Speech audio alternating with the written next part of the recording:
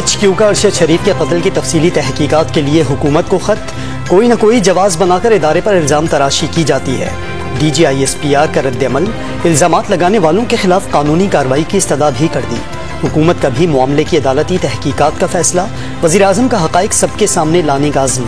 अरशद शरीफ की मैयत आज रात इस्लामाबाद पहुँचाई जाएगी। वज़ीर आला हाउस में इमरान खान की ज़ेरे सदारत पार्लिमानी पार्टी का इजलास, कुछ देर बाद चेयरमैन PTI की अहम प्रेस कॉन्फ्रेंस मुतवक्के। PTI की मुश्किलात में इजाफा, तौहीन इलेक्शन कमीशन के शोकॉज नोटिस की मुअत्तली सुप्रीम कोर्ट में चैलेंज।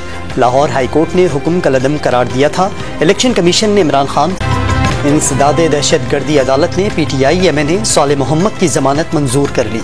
1 लाख रुपए के जमानती मचल के जमा कराने का हुक्म। इंतजामिया कराची में दूध की बढ़ती कीमतों को लगाम देने के लिए मुतहरिक।